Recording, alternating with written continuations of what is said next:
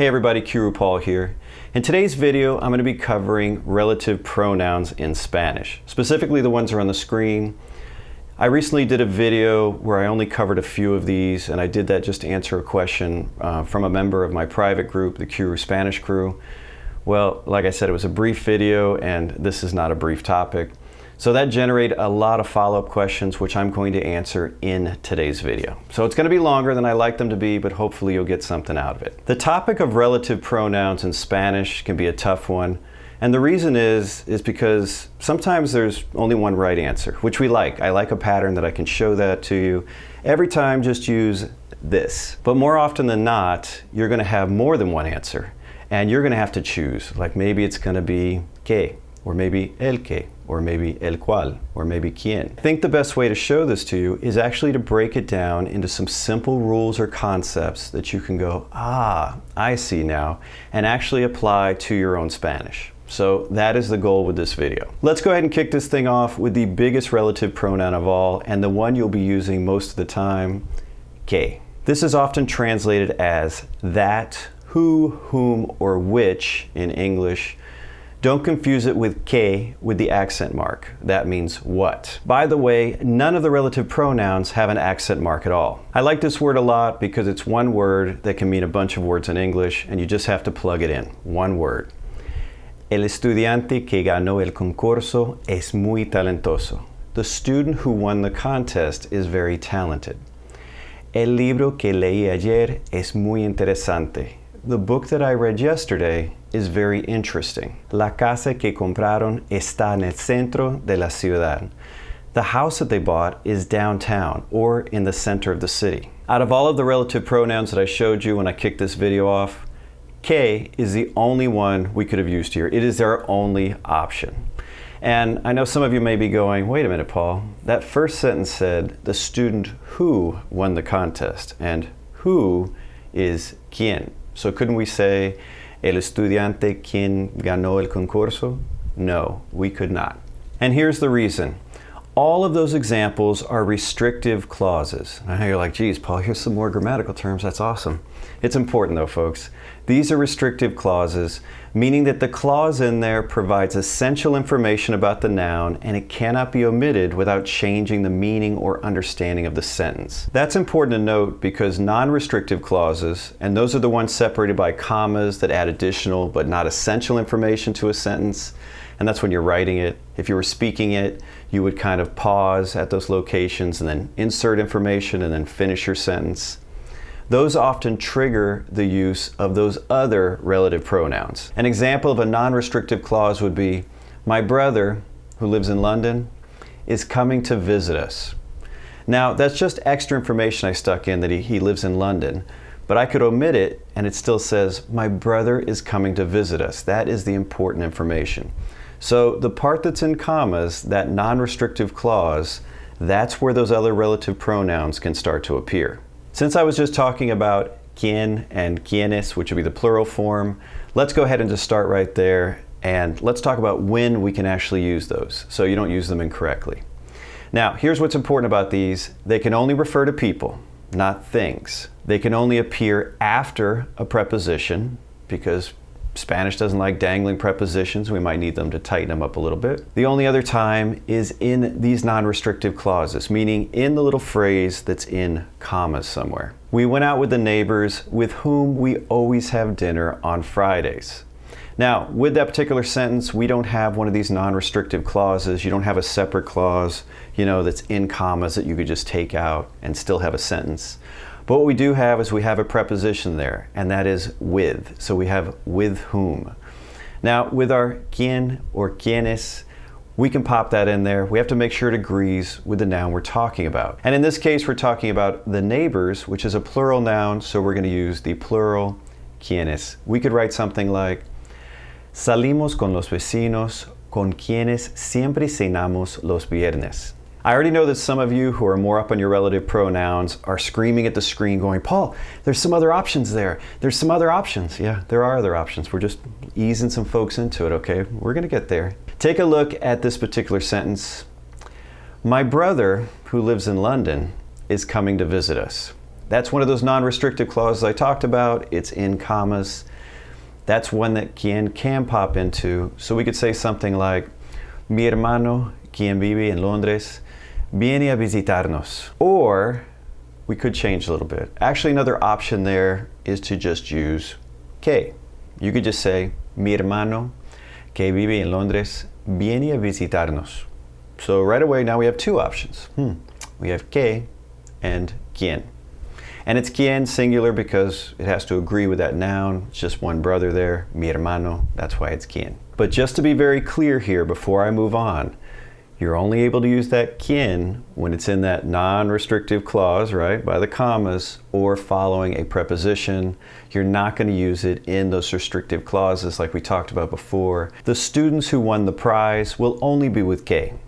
Los estudiantes que ganaron el premio. And the neighbors who live in the green house will only be with que. Los vecinos que viven en la casa verde. You got it, right? You see the difference? Now let's move on to our next set of relative pronouns. These are my favorite. El que, la que, los que, and las que. And yes, que appears with them, but we're seeing them as like little sets. Okay, think of them that way. These can be used for people, animals, things, whatever you want. You don't have the restrictions you have with quien. Very versatile, folks, very versatile. These can also be used to follow a preposition in Spanish because Spanish doesn't have dangling prepositions, right? That's why we use these things.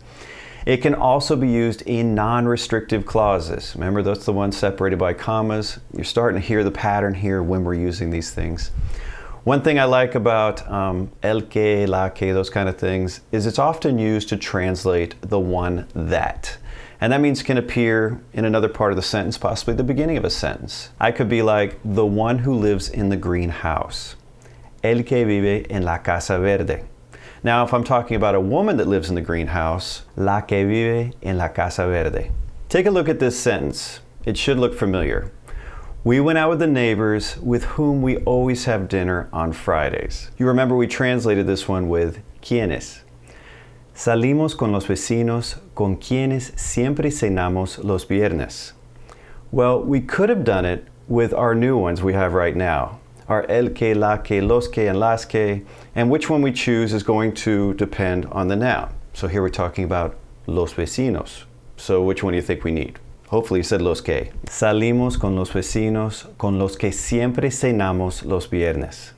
You see, we didn't need quien or quienes in there. We have options, folks. We just keep adding options. See if you can do this one. The book I bought yesterday, the one my friend recommended, is very interesting. Go ahead and work it in with what we just had here. What do you got? El libro que compré ayer, el que me recomendó mi amigo, es muy interesante. Did you get something like that? We used el que, why el que? Because it's el libro. Has to agree, right? Try this. The shirt that I bought yesterday, the one my friend recommended, la camisa que compré ayer, la que me recomendó mi amigo. Did you get it? All right. How about this one?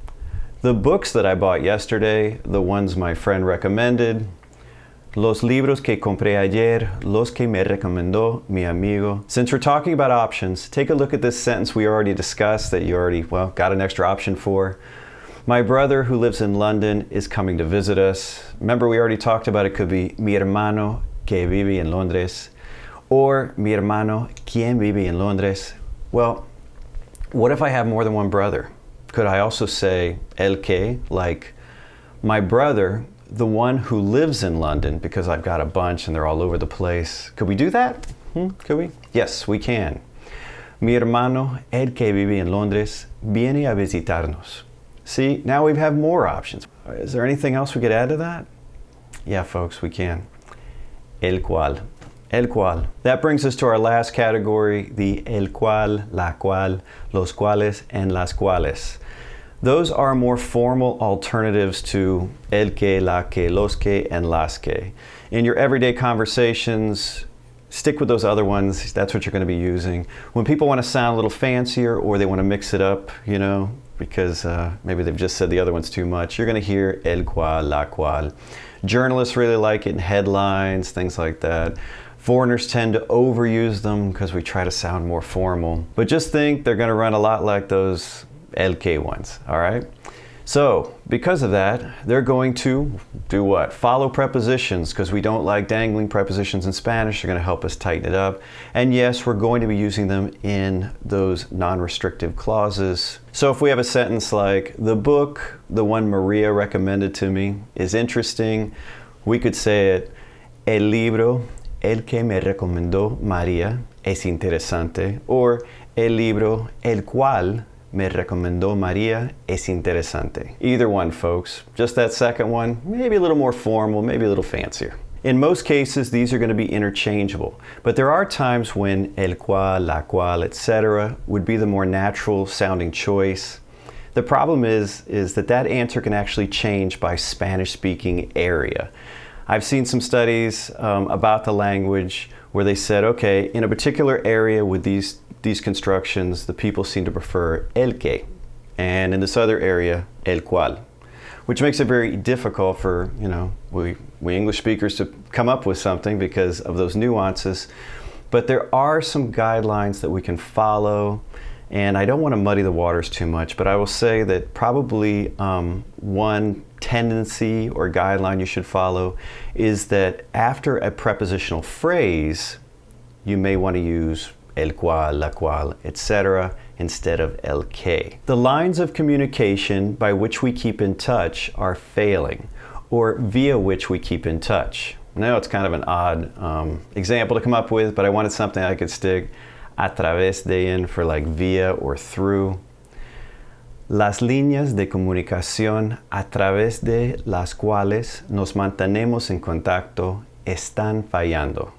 I know, it was long, but whole point being las cuales, because we have a longer preposition, we have a prepositional phrase, a través de. But if I used por instead of a través de, I could use either one. And to be honest with you, I'd probably go with las que. I just like that one. When it comes to using el cual or el que, there are some other tendencies. They're occasionally mentioned by Spanish professors, but in my opinion and in my experience, they're just not consistent enough to go ahead and mention here. I just don't want to muddy the waters with them. You'll start to get a feel of, what's more correct as you keep using the language. I promise you, you will.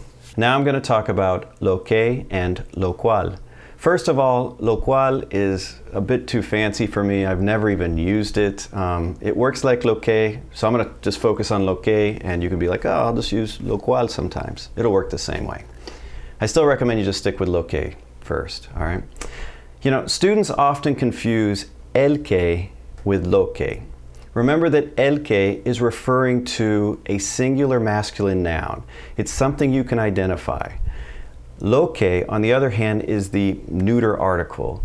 It's something that you can't define as easily. It's more like the thing that, or that which.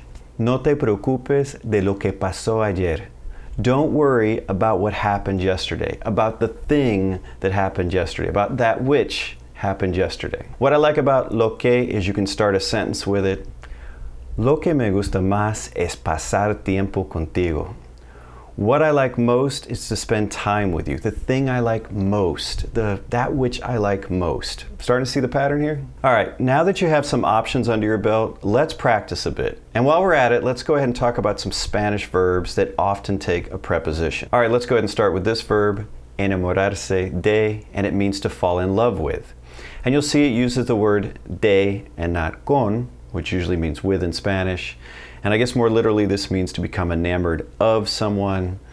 And anytime I explain it that way, I get English speakers that say, well, I wouldn't say to get enamored of someone in English, Paul, so I need to just learn how to say, to fall in love with someone. This is how they say it, like this, enamorarse de.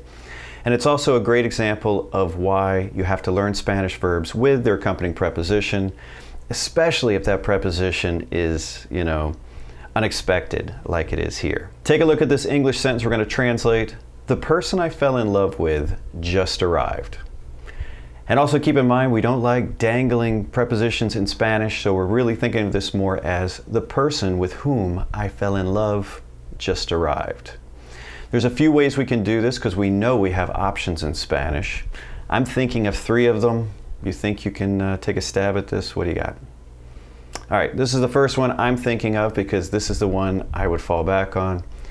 La persona de la que me enamoré acaba de llegar. Did you get that last part? Are you familiar with that construction? Acabar, de plus infinitive, means to have just done something. I've talked about that in some of my videos, super useful. The other two ways you could translate this is with de quien or de la cual.